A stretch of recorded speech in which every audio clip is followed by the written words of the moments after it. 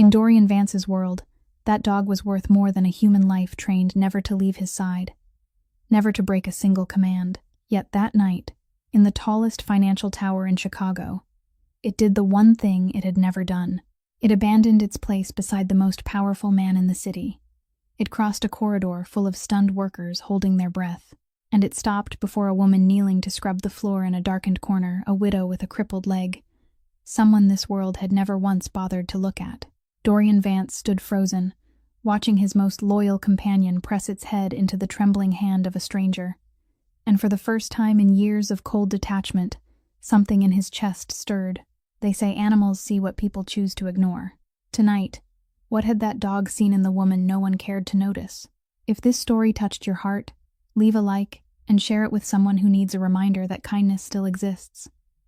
Don't forget to subscribe to our channel for more healing stories ahead. The 40th floor of Vance Tower was submerged in the cold glow of recessed lights, casting a steel blue sheen across the glass. Outside, the whole city of Chicago stretched out like a silent ocean of lights, but inside that vast office, no one dared to breathe too loudly. Dorian Vance sat behind the dark walnut desk, his hands folded together, his gaze so calm it sent a chill down the spine of the man standing before him. In front of him, a man named Garrett Boyd stood rigid, sweat beading at his temples despite the cool air conditioning in the room. Garrett had been his right hand for 7 years, the man he had trusted with the most important numbers. Tonight, those very numbers had exposed him. Dorian said nothing for a long while. He only turned over a sheet of paper on the desk, his eyes moving across the lines of figures someone had skillfully altered, sums of money that had flowed through 3 intermediary accounts before vanishing into thin air. Garrett opened his mouth to explain himself, his voice trembling as he said it was only an accounting error, that he would clarify everything within the next few days. Dorian looked up, and that single look was enough to make Garrett's words die in his throat. He didn't shout. In Dorian Vance's world, the man who had to raise his voice was the man who had already lost his power. He reached for the phone, dialed a familiar number, and spoke in an even tone, as if he were ordering a cup of coffee. He told the person on the other end of the line to freeze all of Garrett's access, revoke every signature authority, and send someone to clear out his desk before dawn. That was all. A call lasting less than a minute, and the entire career Garrett had built over the past 7 years collapsed neatly, like a building being dismantled from the inside. Garrett went pale, stammering as he begged, saying he had a wife and children, that he had debts to pay. Dorian stood, came around the desk, and stopped 1 step away from him. He said softly that he wasn't punishing him because he was poor or because he was greedy, but because he had betrayed trust, and more importantly, because he hadn't acted alone. That sentence left Garrett frozen, because they both understood that the missing money was too large, too carefully concealed, for him to have arranged it by himself. Behind Garrett was someone else, a faceless shadow that had slipped deep into Dorian's empire long ago, using men like Garrett as a shield. Dorian had sensed that person's presence for many months. In every crooked stream of money, every murky contract, every name that appeared and disappeared like smoke. Tonight, he hadn't come to this tower because of Garrett. Garrett was only the loose thread he had pulled in order to reach the real ball of yarn. He had come here to examine everything from the root, to find the final name standing behind it all. Garrett was silently led outside by 2 men, without handcuffs, without shoving, only a smooth escort that, in Dorian's world, was more frightening than any threat. When the door closed, only he and Titan remained in the room. The dog lay at the foot of the desk, as massive as a dark block of stone, his deep brown eyes following every movement of his master. Dorian bent down, placed a hand on its wrinkled head, and for the first time all evening, his expression softened a little. He was tired, not with the fatigue of the body, but with the weariness that had settled like sediment in his heart over many years, the weariness of a man standing at the very top while surrounded only by people waiting for the chance to stab him in the back. He glanced at the clock. It was already past midnight. The files he needed were still down in the records room on the floor below, and he wanted to review them with his own hands before giving them to anyone else. Dorian put on his dark overcoat and signaled to Titan. The dog rose at once, staying close at his heels like a shadow. Master and dog stepped into the elevator. The metal doors slid shut, and the elevator car began to descend toward the lower floors, where the lights were no longer elegant, but only the cold white glare of the service area. Dorian had no idea that in just a few more minutes, in a place where he had never set foot before, something he could never have foreseen was waiting for him. On the 18th floor of that tower, where the lights no longer carried the proud elegance of the upper class, but only a pale white glare shining down over empty corridors, Maren Caldwell pushed her floor-cleaning cart along the glass wall. She was 28 years old, but her limping gait and sagging shoulders made her look as though she had carried an entire lifetime on her back. Her left leg had been aching dully since the beginning of her shift, a familiar pain creeping up from her ankle to her knee whenever the weather turned cold, the remnant of an old injury that had never been properly treated because she didn't have the money. She had learned how to live with it, how to shift her weight onto her right leg, how to grit her teeth each time she had to kneel down and scrub at a stubborn stain. Maren was a widow. That was all people in this building knew about her, and most of them didn't even bother knowing that much. She was the woman carrying a mountain of debt on her shoulders, working the night shift because it paid a few dollars more, and because during the day she still took on other jobs. Every night she came here when the rest of the city was preparing to sleep, quietly wiping the panes of glass that by day reflected the images of people in expensive suits, scrubbing the marble floors, their polished shoes stepped across without once looking back at the person who had made them shine. That invisibility, strangely enough, was something Maren felt grateful for. When people didn't see you, they also didn't pity you, didn't offer hollow words of comfort that only made her feel even smaller. She'd rather be a quiet shadow than become some pitiful story in someone else's mouth. She cleaned floors not because she loved the work, but because it was the only thing left that helped her stay on her feet, in both the literal and the deeper sense. Tonight, just as Maren had finished mopping one corner of the hallway and was holding on to the cart handle to straighten her back, Roland Pike's shrill voice sounded behind her. Pike was the night shift manager, an average-sized man with a swollen belly and a habit of finding pleasure in tormenting those weaker than himself. He walked toward her with the timesheet in his hand, his lips curling into a bland, unpleasant smile.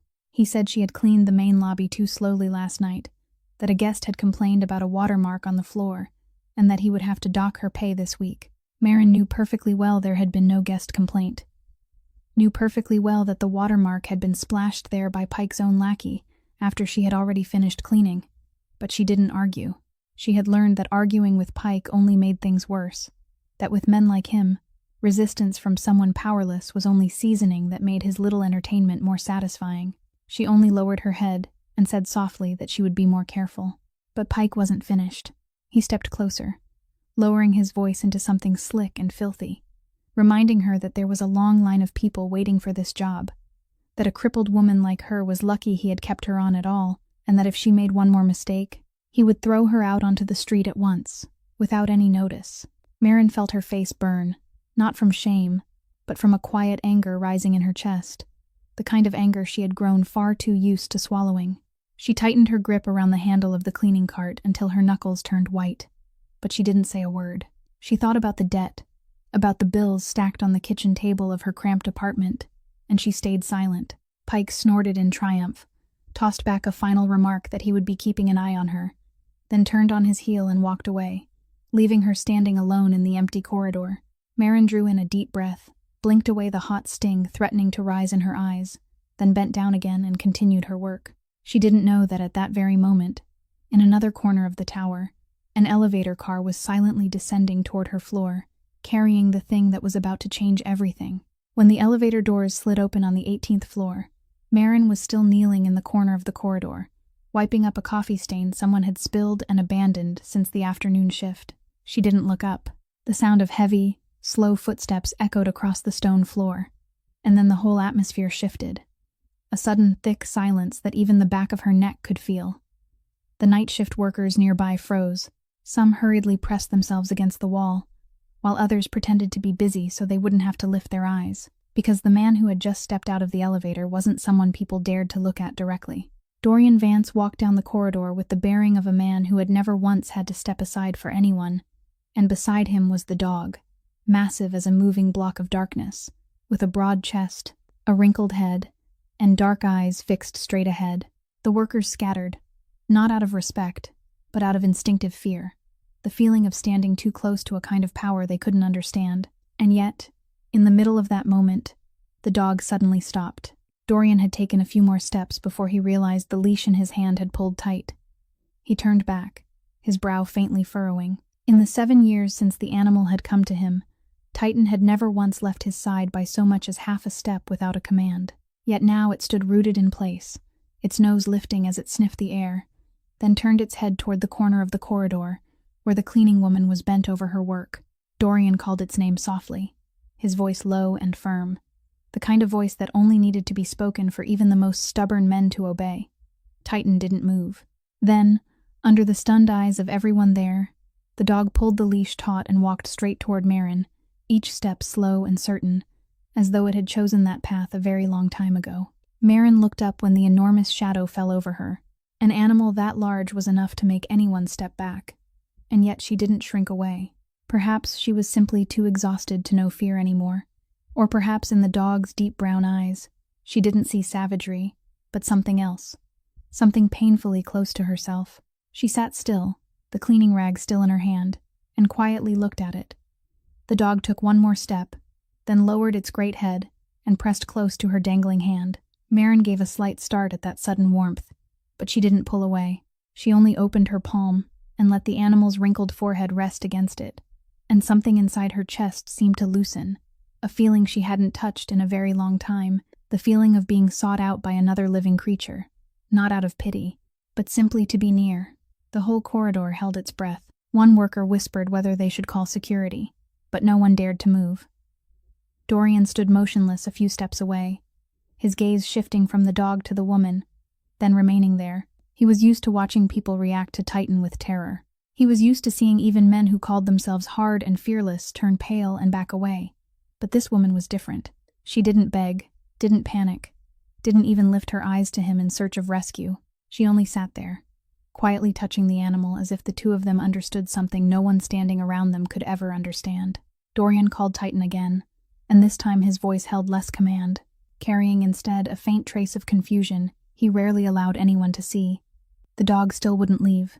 It leaned into the hand of the strange woman, steady as an anchor sunk into the bottom of the sea, and for the first time in many years, Dorian Vance found himself unable to predict what would happen next.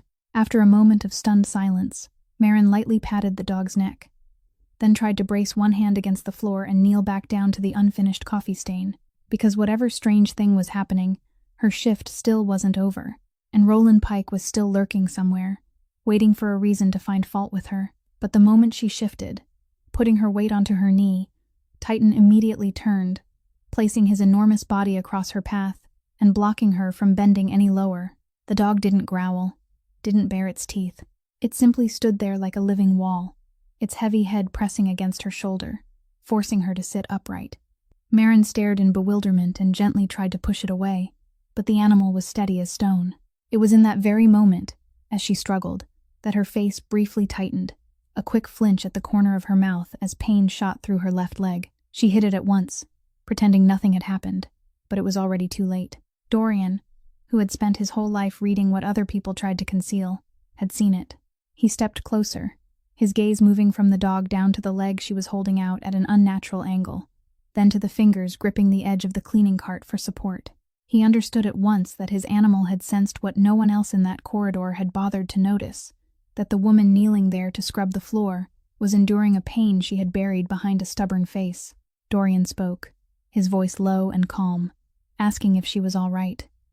Marin looked up at him, and instead of the frightened, submissive look he was used to seeing, her eyes shone with a hard-edged wariness. She said she was fine, that she was only doing her job, and that if he needed to pass, she would move out of the way. That blunt answer made Dorian's brow draw together slightly.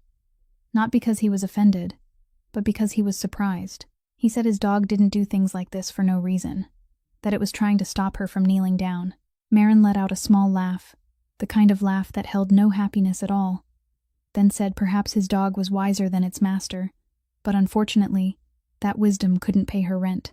She tried again to push the animal aside so she could stand, but her leg refused to obey, and she staggered. Dorian instinctively reached out, but he stopped halfway when he saw her eyes harden at once, a silent warning that she didn't need to be helped up. He withdrew his hand and let her hold on to the cart handle and rise by herself, little by little, with a stubborn dignity that made it impossible for him to look away. Once she was steady on her feet, Marin exhaled, then looked straight at him and asked who he was, coming all the way down to a floor no one cared to visit at such a late hour. Dorian didn't answer immediately. He looked at the woman before him, at the hurriedly tied hair with a few loose strands falling free, at the faded janitor's uniform, at the leg she was trying so hard to hide was hurting, and most of all, at those eyes, the eyes of someone who had lost so much that she had nothing left to fear. He realized he was standing before something very rare in his world, a human being who hadn't been conquered, even though life had done everything it could to break her.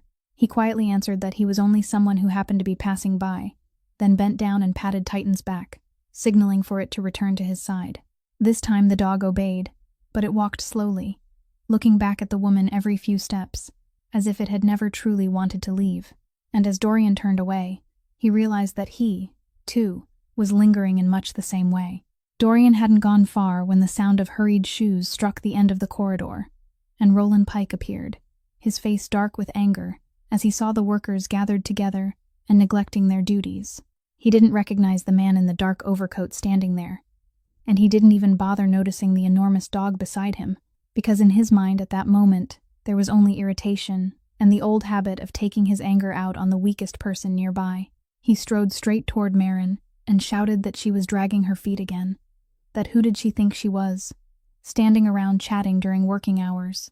Marin opened her mouth to explain that she hadn't been chatting at all, but Pike didn't give her the chance. He snatched the cleaning rag from her hand and flung it onto the floor, then unleashed a string of cruel words, calling her useless, a burden, saying that a limping woman who dragged herself around like her should have been grateful he still gave her the charity of this job. He said he was sick of having to remind her that first thing tomorrow morning he would draw up the paperwork to throw her out onto the street.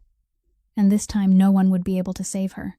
Marin stood still, her chin trembling slightly, but she didn't lower her head, didn't shed a single tear in front of him, only clenched both hands tight so he wouldn't see how deeply she was hurt. Through that entire scene, Dorian didn't say a word. He only stood motionless in the shadow of the corridor, both hands tucked into the pockets of his coat, watching in silence, and his face grew colder by the second, like the surface of a lake freezing over. Only when Pike had finished did Dorian slowly step out of the darkness, the white light falling across his face, calm in a way that made the blood run cold. He spoke, not loudly, not quickly, only in an even voice, as if he were reading a sentence, asking Pike what he had just said to this woman. Pike spun around, at first ready to snap at the person who dared interfere, but when he met Dorian's eyes, a vague fear suddenly slipped down his spine, though he didn't yet understand why. He stammered and asked who he was. Dorian didn't answer that question.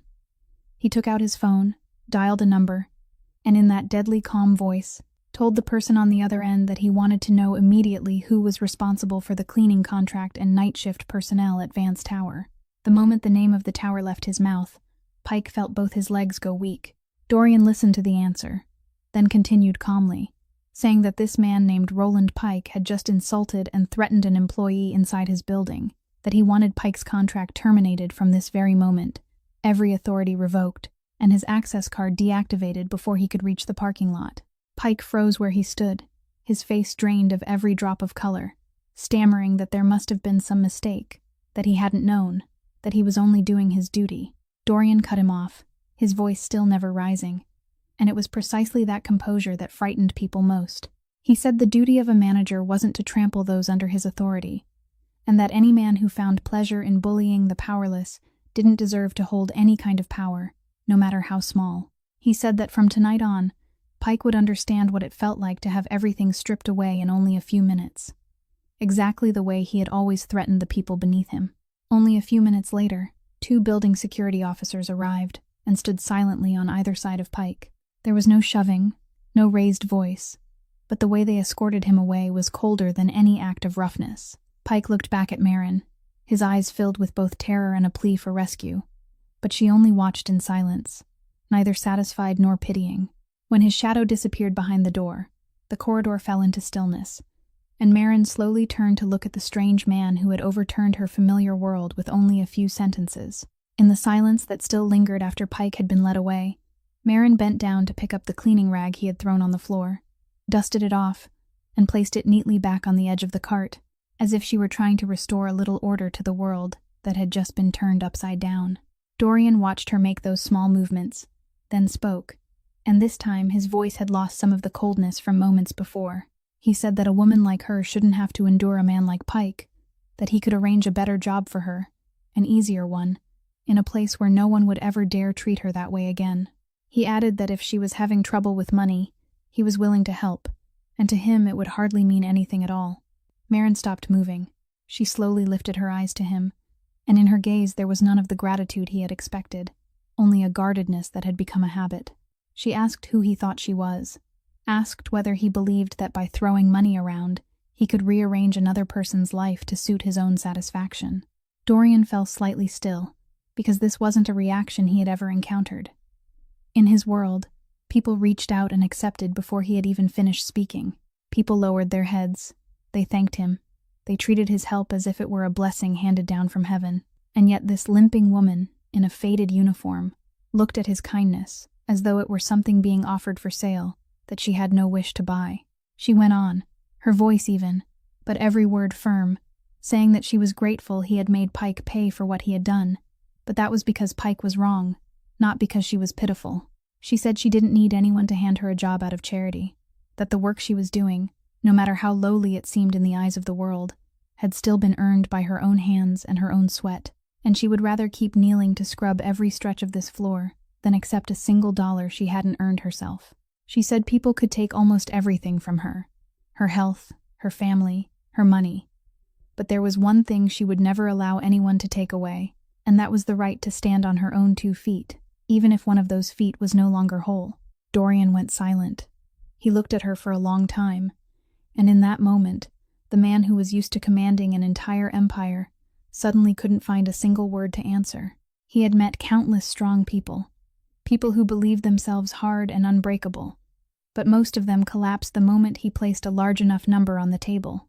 This woman, who had nothing in her hands, stood before him with something his money couldn't buy and his power couldn't bend.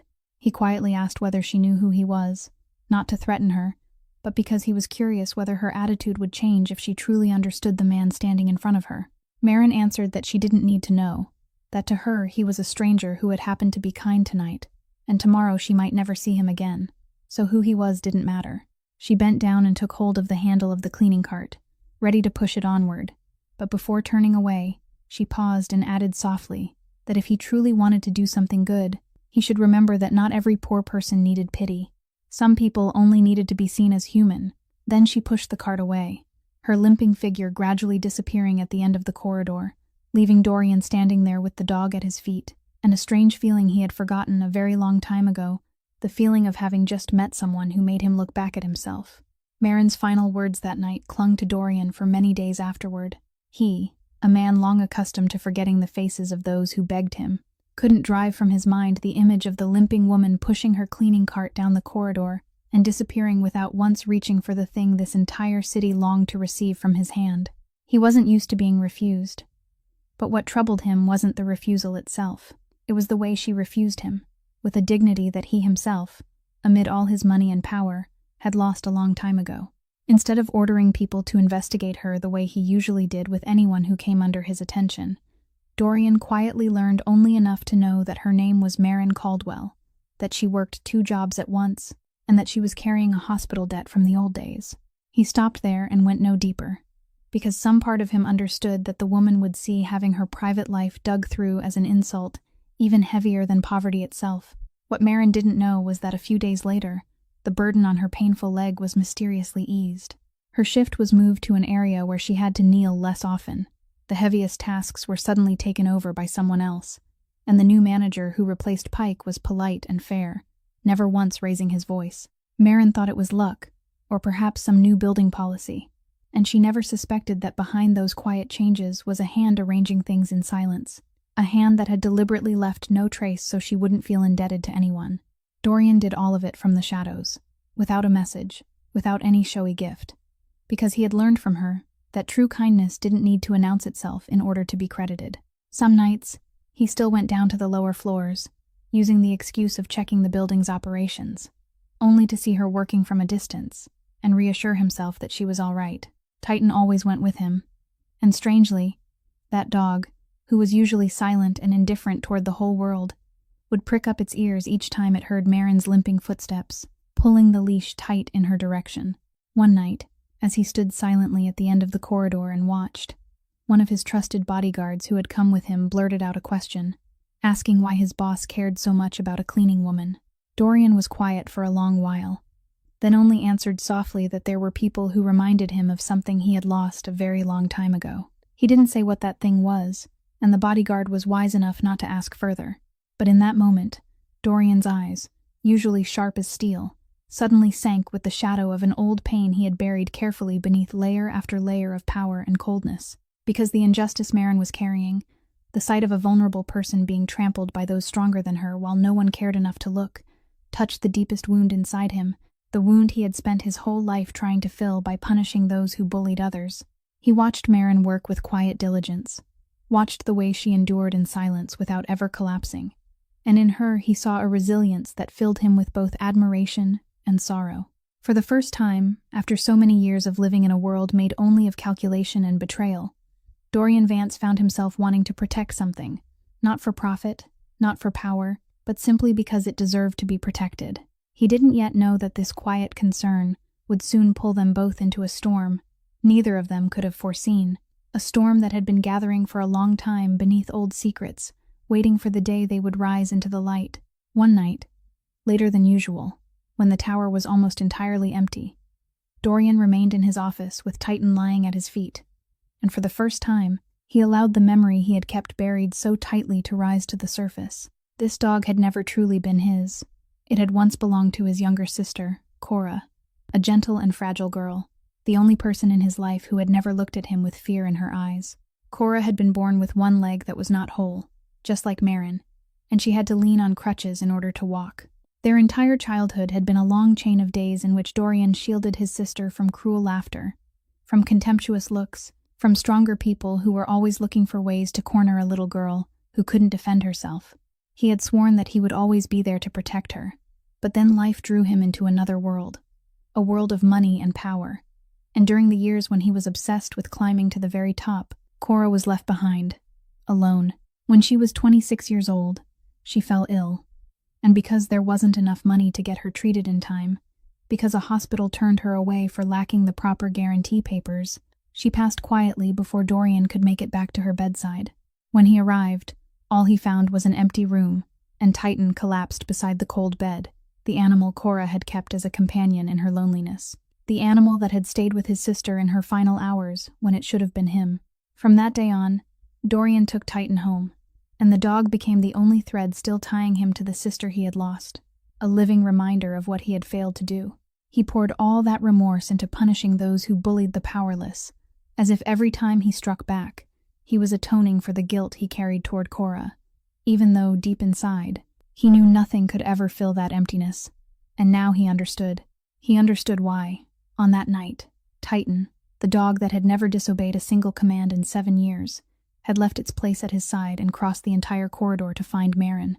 Because that animal had lived beside Cora long enough to remember something human beings so easily chose to ignore. The limping gait of someone who carried pain in their body, the way a vulnerable person still struggled to stand upright in a world that was always waiting to break them.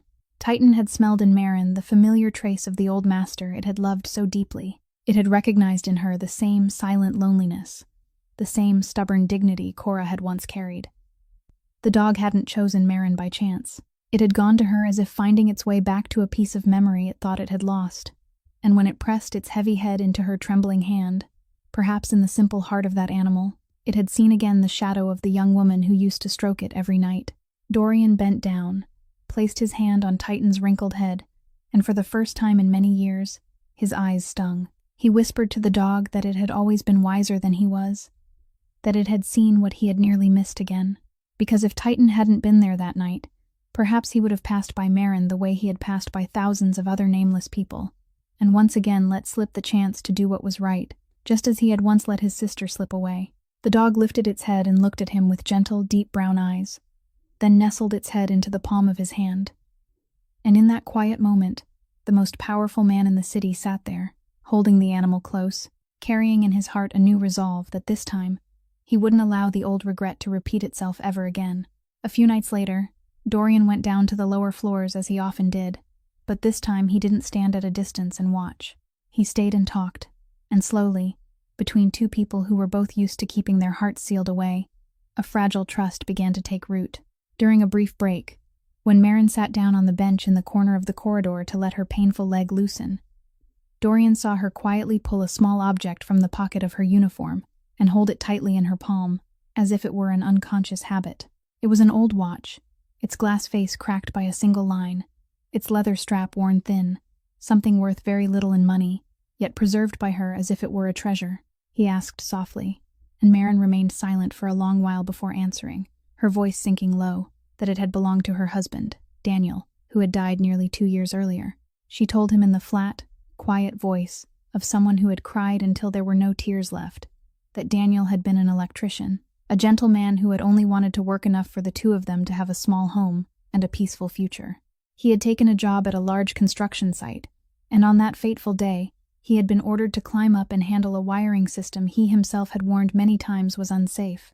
A system the contracting company knew perfectly well had problems, but still forced the workers to deal with so they could keep the project on schedule. Maren closed her eyes when she spoke of that moment, the moment she received the call in the middle of the day, the stammering voice on the other end telling her there had been an accident, that Daniel had fallen from above after a failure that should never have been allowed to happen. She said she had run to the hospital with legs that were still whole then, had sat for hours in that stark white hallway waiting in vain, only to receive this watch in the end, the only thing left intact on him, the thing that had kept ticking steadily, while the heart of the man who wore it had stopped beating.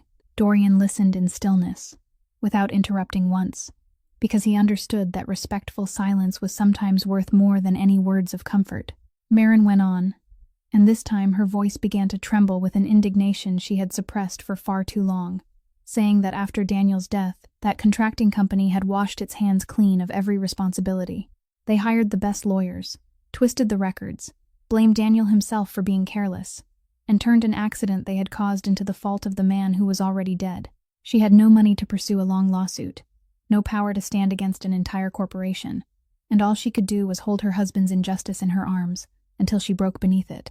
It was during those exhausted months that she suffered the accident that left her with the damaged leg she had now, and because the little money she had left had already gone into the funeral and the debts her husband had left behind, she couldn't get proper treatment, so she had no choice but to carry that injury with her for the rest of her life.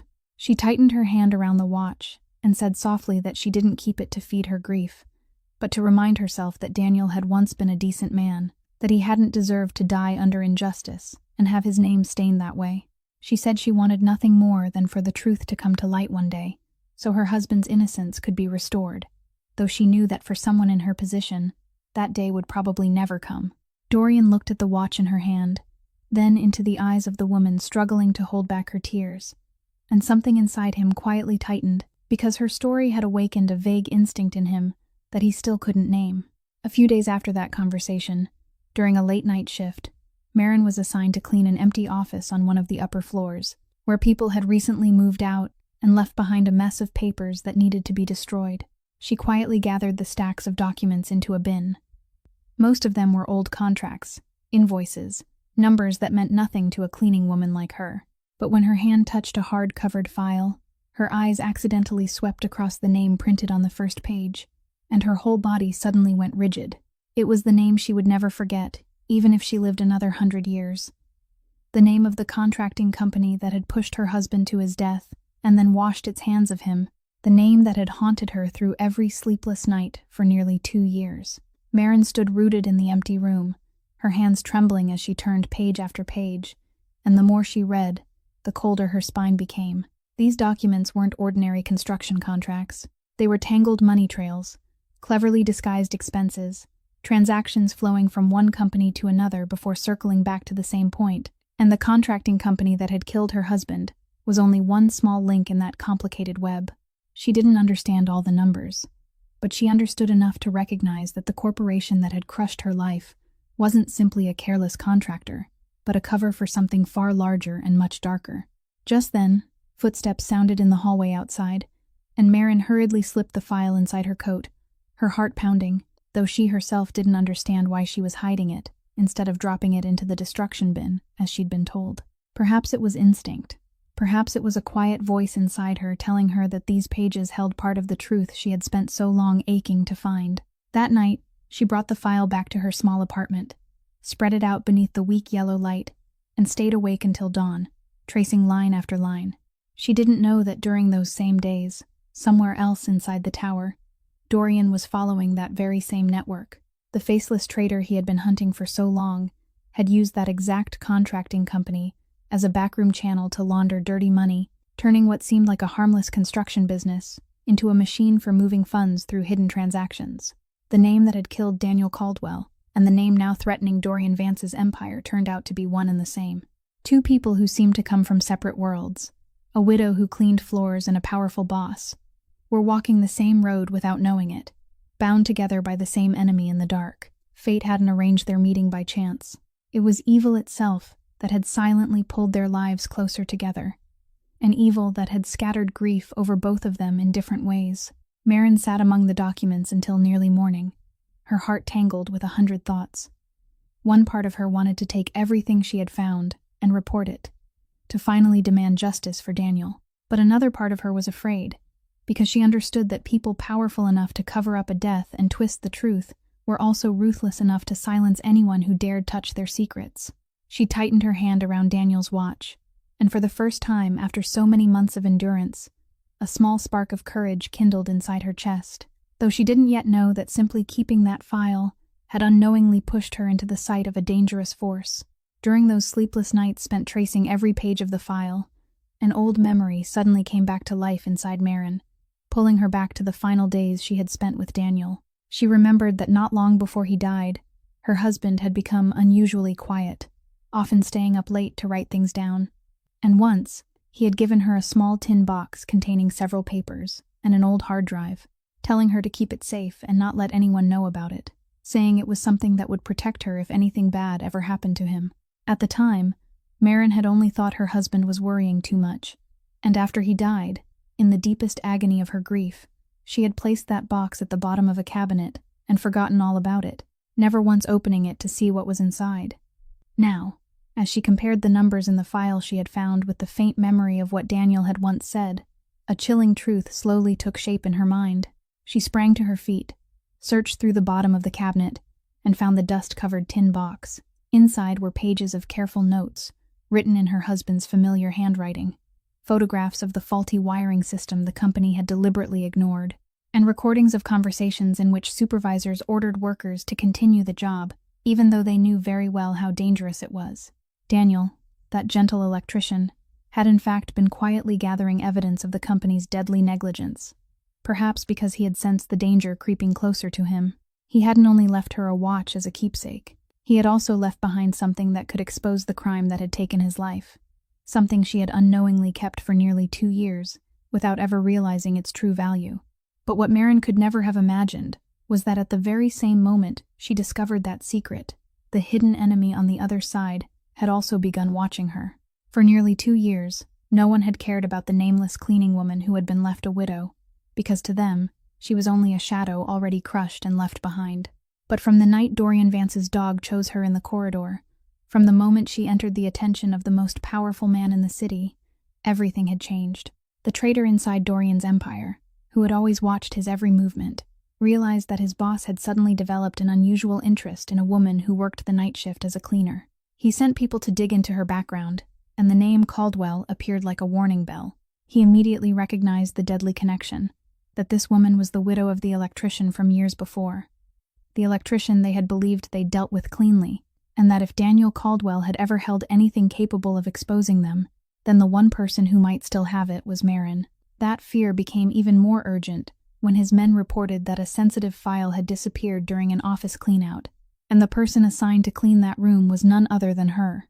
Every piece locked into place in the traitor's mind, and he understood that the widow who had seemed harmless was now the greatest threat to him, a ticking bomb that could blow apart the entire network he had worked so hard to build. From a shadow no one had bothered to notice, in only a few days, Marin Caldwell had become the name the enemy desperately needed to erase before it was too late, and she stepped into their sights without yet knowing that danger was quietly closing in around her. That hidden traitor, a man named Viktorov Lang, had long been the deepest shadow buried inside Dorian's empire, a man who stood among his trusted circle, while secretly building a private kingdom for himself, out of dirty money. When he realized Maren held in her hands something that could destroy him, Lang didn't rush to use violence, because he understood that one more suspicious death tied to the Caldwell name would only make Dorian, who had already caught his scent, tighten the noose even further. Instead, he devised a far more poisonous move. He would use Maren herself as bait, turning that widow into the string with which he would set a trap to bring Dorian Vance down once and for all. Lang knew his boss's new weakness well. He knew that the cold man had begun to care about the cleaning woman in an unusual way, and he calculated that if Maren were placed in danger, Dorian would certainly come himself, leaving the safe shell of his power behind, only to fall into the trap already waiting for him. He began sending people to follow Maren's every step, recording the hours she went to work, the route she took home, the small apartment where she lived alone. He planted people inside the shift, created situations that seemed accidental in order to push her into isolation, and waited with patient cruelty for the right moment, like a hunter hidden in the dark. But Lang had forgotten one thing, that in this world, very few things could escape Dorian Vance's eyes for long. During those days, Dorian began to feel that something was wrong. His network of eyes and ears reported unusual movements, a few unfamiliar faces appearing around the areas where Maren worked, a few suspicious phone calls, a few small payments made to men who specialized in shadowed work. At first, he couldn't piece everything together, but the instinct of a man who had survived countless schemes wouldn't allow him to ignore it. When he quietly ordered his people to check deeper, each piece slowly emerged, and a cold shiver ran down his spine when he realized that the Caldwell name hadn't appeared in his life by chance. He traced it back and discovered that the contracting company that had killed Maren's husband was the very back channel the traitor had been using, and that the man's interest in the widow was no small matter.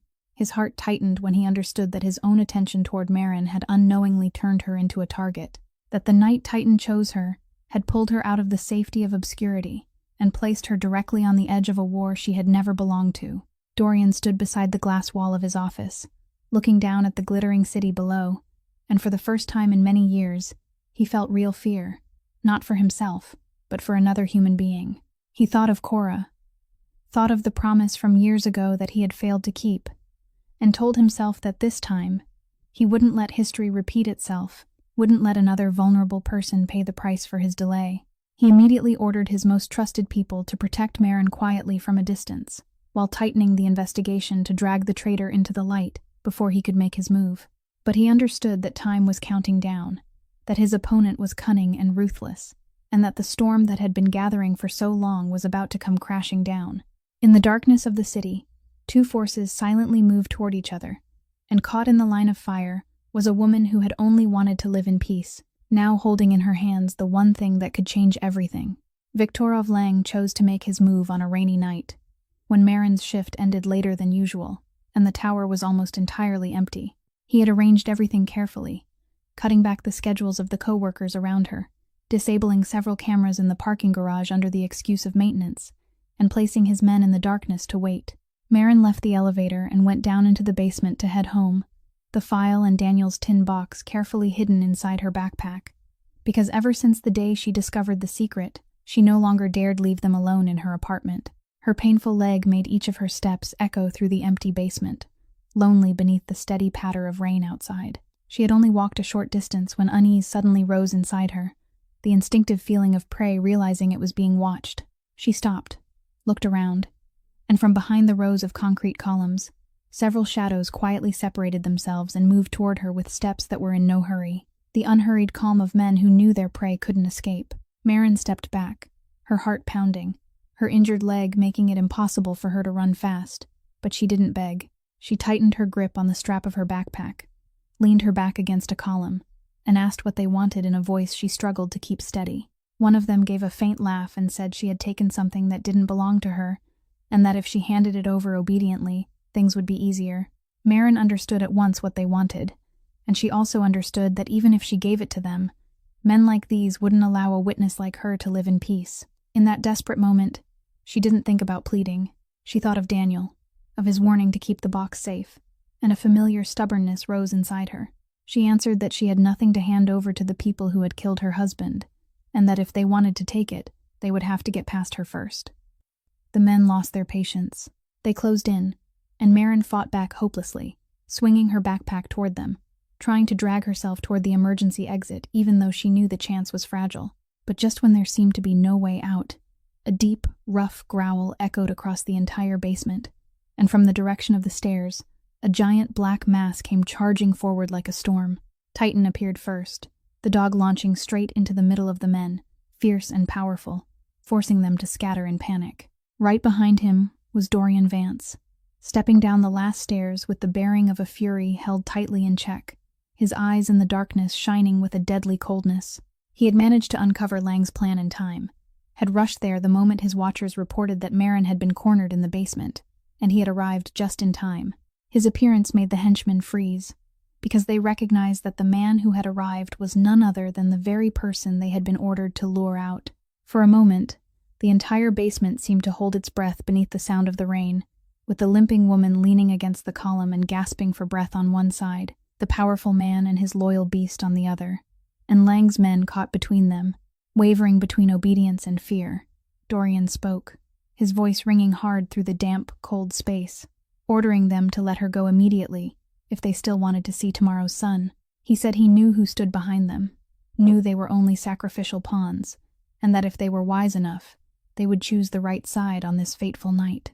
The men glanced at one another in hesitation, but their leader, loyal to Lang and terrified of the consequences if he failed, signaled for the others not to back down. And so the confrontation that both Lang and Dorian had been waiting for so long officially began, right there in that dark basement, where the fate of all of them was about to be decided. The henchmen rushed forward, but they quickly realized they had misjudged the situation. Dorian Vance wasn't a man who only knew how to give orders from behind a desk, and the people who came with him, the ones who had been silently following close ever since he uncovered the plot, had already surged in from the other entrances of the basement. In the chaos of that moment, Titan pinned down the leader, forcing him onto the concrete floor with nothing but the immense weight of his body, while Dorian's men swiftly disabled the others. Dorian himself moved with a terrifying calm, every motion decisive and calculated. He wasn't fighting to satisfy his anger. He was fighting to end it, to extinguish the threat aimed at the woman leaning against the column behind him. Within only a few minutes, the men Lang had sent were completely subdued, sprawled across the floor while the rain continued to murmur faintly from the street outside. But Dorian understood that these henchmen were only the surface, that the man he truly needed to face was still hiding somewhere. Then, from the far end of the basement, a slow round of applause echoed, out of place and filled with mockery. Viktorov Lang stepped out of the darkness, still in his perfectly tailored suit, still wearing the cold smile of a man convinced he always held the winning hand. He said Dorian had certainly not disappointed him, that he had known all along that once the bait was placed properly, the lion would surely leave its den. He boasted that the entire basement had been part of his calculation, that he had prepared for tonight to be the end of Dorian Vance's reign. Dorian didn't flinch. He looked at the traitor with a strange calm, then said softly that Lang was right about one thing. Tonight was indeed the end, but not for him. He said that while Lang had been busy pouring all his effort into setting this trap in the basement, Dorian's loyal people had quietly gathered every piece of evidence on his entire network, every stream of dirty money, every hidden transaction, every name that had joined him in betrayal. He let Lang know that it was his own arrogance, his habit of believing he was always cleverer than everyone else, that had exposed the fatal weakness. While Lang thought he was hunting Dorian, he had in truth been the one guided into the final corner of the board. The smile on Lang's face slowly disappeared when he realized that behind Dorian, at every exit of the basement, Dorian's men had already blocked every way out, and in one man's hand was the stack of documents Lang had believed was still safely buried in the dark. Lang understood that he had lost, not by fists, but by the very schemes he had always taken pride in. In desperation, he tried to lunge toward Marin, the woman he saw as the source of his entire collapse. But Titan blocked him at once, and Dorian's men immediately restrained him before he could get anywhere near her. Lang struggled and screamed cruel words, but it was already too late. Dorian stepped in front of him, bent down, and spoke quietly beside his ear, saying that those who trampled the powerless would always face a day of reckoning. and that an empire built on the blood and tears of innocent people like Daniel Caldwell could never stand for long. He straightened, then ordered his people to hand Lang and all the evidence over to the proper places, so the law, and even the underground forces he had once betrayed, could decide his fate. As Lang was escorted away, he still looked back at Marin with eyes full of hatred, but she only stood there, silent and steady, without turning away. The basement slowly returned to quiet, with only the sound of rain and Marin's uneven breathing left behind. And Dorian turned back toward her, his eyes softening, carrying a silent question about whether she was hurt. The victory that night did not come without a price. During the struggle to protect Marin, Dorian had taken a wound to his side that he hadn't noticed at all amid the tension, and it was only when the basement grew quiet again that Marin realized the fabric at his waist had turned dark. The man who had always stood as steady as a fortress staggered slightly, and this time he was the one who had to lean on her arm to keep from collapsing. Marin forgot even the pain in her own leg, hurriedly helped him sit down, called for someone to help. And in that moment, the roles between them seemed to reverse. The strongest one now knew pain too, and he too needed a hand to hold him up. Dorian was taken for treatment that very night, and although the wound did not endanger his life, it was still a reminder that he wasn't invincible, that in order to do what was right, sometimes a person had to place even himself along the edge of danger. But the price he paid was not only the wound on his body. To bring Lang down and expose the entire network, Dorian had been forced to bring into the light secrets he himself had once wanted to keep hidden. He had to accept that part of the empire he had built would be cut open beneath the glare of investigation, and he had to sacrifice more than a few interests and hidden alliances he had carefully cultivated over so many years. Some doors of power that had once stood wide open to him now closed, and some who had once feared him now turned wary, because a boss who dared expose rot within his own ranks was, in the eyes of men from the same world, a dangerous and unpredictable boss. Dorian understood those losses clearly, but this time he chose to pay the price without regret, because he knew there were things worth more than power, and returning justice to an innocent man was one of them. In the days that followed, the consequences of that night in the basement spread like a silent earthquake. Viktorov Lang, the man who had once believed he stood above everyone, now faced total collapse. The evidence Daniel Caldwell had left behind, combined with the files Dorian's people had gathered, fully exposed an entire money laundering operation and the crimes that had been hidden for so long. The contracting company that had once washed its hands of Daniel's death, that had twisted the truth and trampled on Marin's pain, was dragged into the light along with Lang. The people at the top were investigated one after another, their assets frozen, and the shining mask they had built over many years shattered in a short time. Those who had once stayed silent out of fear began to speak. Other victims who had been crushed like Daniel slowly became known, and the name that had once spread grief became a symbol of the punishment evil must someday receive. Marin watched all of it with a feeling she couldn't fully describe, both relieved and aching, because even when justice came, it could not bring Daniel back. But she knew that somewhere, perhaps, her late husband could finally close his eyes in peace, now that the truth he had risked his life to preserve had not been buried in darkness after all. She came to Dorian's bedside and sat quietly beside him, and for the first time, she no longer looked at him with the guarded eyes of those early days. She softly thanked him, not only because he had saved her from danger, but because he had believed in the truth she had protected alone for so long, because he had been willing to pay such a costly price for a stranger who shared neither blood nor family with him. Dorian looked at her and quietly answered that she had never been a stranger, that perhaps from the very night Titan chose her, fate had already arranged for two wounded people to find each other in the vast sea of humanity. As the investigation moved deeper into the evidence that had been brought to light, a truth even more bitter than anything Marin had ever imagined gradually emerged.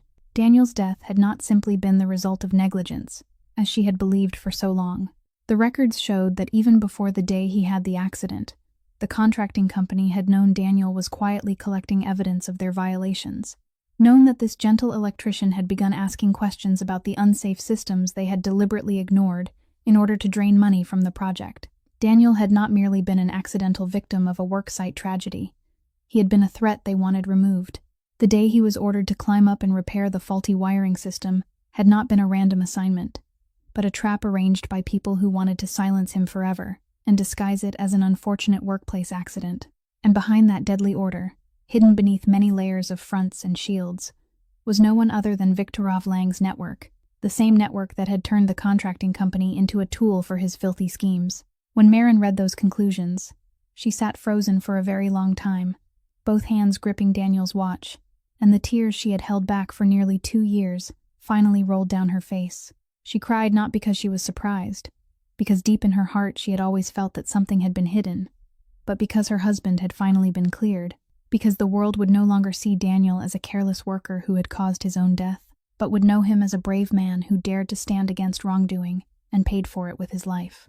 That truth could not soothe the loss, but it returned to Daniel the most precious thing those people had once tried to steal from him, his honor and his innocence. The case quickly caused a shock. The authorities stepped in.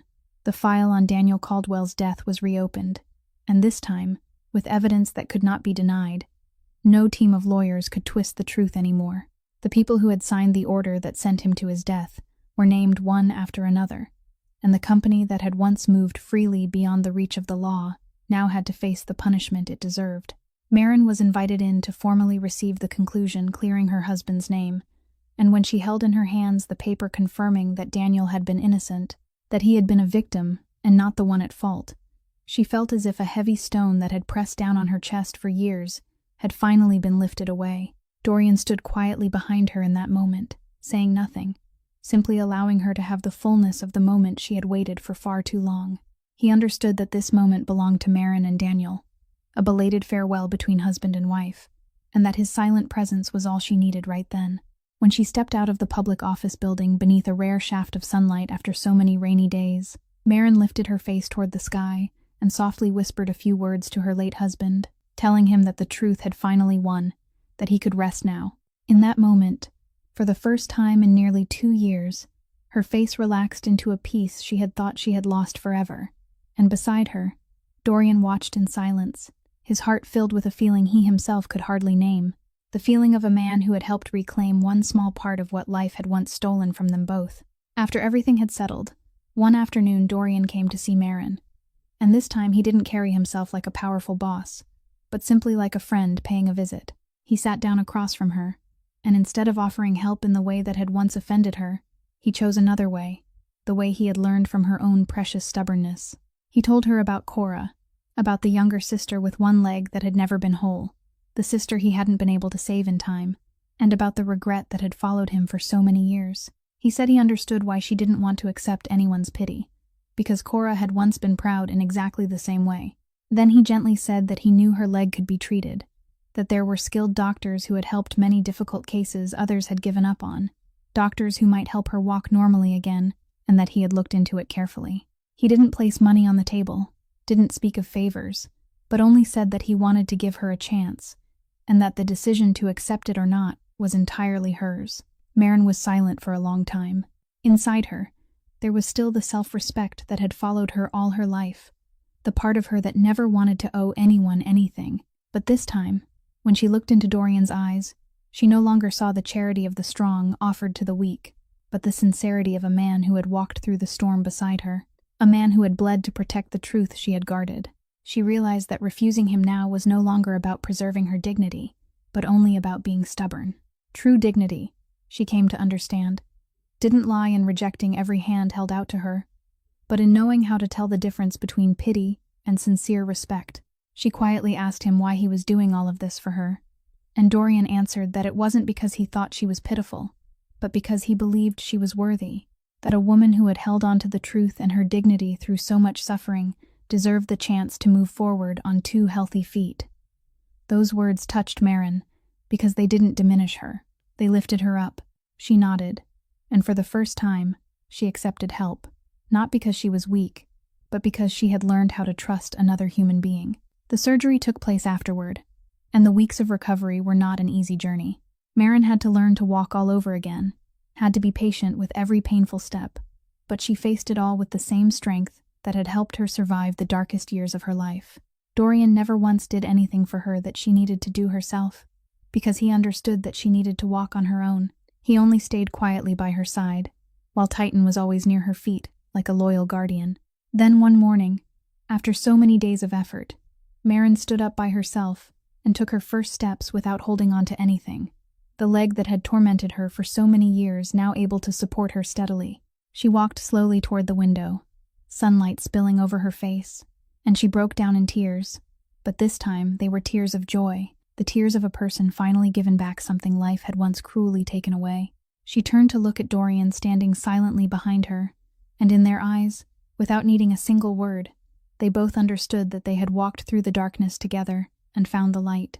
Many months had passed since that fateful night in the basement, and Marin's life had changed in a way she had never dared to dream of during her darkest years. She was no longer the silent shadow, kneeling to scrub floors in empty corridors in the middle of the night. No longer the widow carrying a heavy injustice in her heart with no one to tell. She walked steadily on her own 2 feet. And more important than anything, she had learned that opening her heart to trust another person wasn't a sign of weakness, but another kind of courage, the kind of courage that years of suffering had made her forget she once possessed. Dorian, too, was no longer the cold, solitary man standing at the peak of power, wearing a shell of steel every day to hide a deeply wounded heart. 2 people who had once known only how to survive alone in this world, who had built walls around themselves so no one could ever touch them, had now stopped carrying that loneliness by themselves because they had found in each other a place to lean on. And the strange thread that connected them, the thread that had begun on that rainy night, still moved faithfully around their feet, in the form of a huge, wrinkled dog with gentle brown eyes. Titan now lived peaceful days, no longer needing to guard against danger, needing only to lie in the sunlight by the threshold and watch over the 2 people it loved. On some afternoons, Marin would sit by the window, quietly take out the old watch with the cracked glass face, hold it in her palm for a long while, then smile and put it away again. The dog would lie beside her, resting its head on her knee, and she would gently stroke that wrinkled head, understanding that it had been the bridge that led her out of the darkness. Marin and Dorian's story did not end with some dazzling miracle, but with something far simpler. 2 wounded people healing each other through understanding and respect.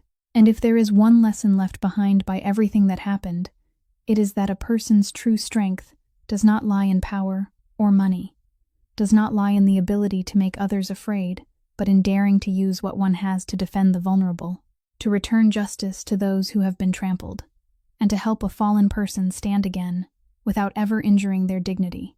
Kindness placed in the right hands can lift an entire life back to its feet, and sometimes the person most deserving of love is the very person the whole world has accidentally forgotten. Please remember that in this life, every human being, no matter how small or quiet they may seem, deserves to be seen, respected, and treated with kindness. If this story has touched your heart, please leave a like and share it with those who need to be reminded that goodness still exists in this world. Don't forget to subscribe to our channel so that every day you can listen to many more meaningful and healing stories like this. How do you feel about Marin and Dorian's journey, and about the loyal dog that connected 2 destinies that seemed as though they would never meet? Please leave a comment sharing the feelings deep inside your heart, because we always hope to listen and walk alongside you. Thank you for taking the time to follow this story until the very last moments. May everyone listening to this story always have abundant health, a joyful life, peace, and serenity every day. Goodbye, and I'll see you again in the next stories.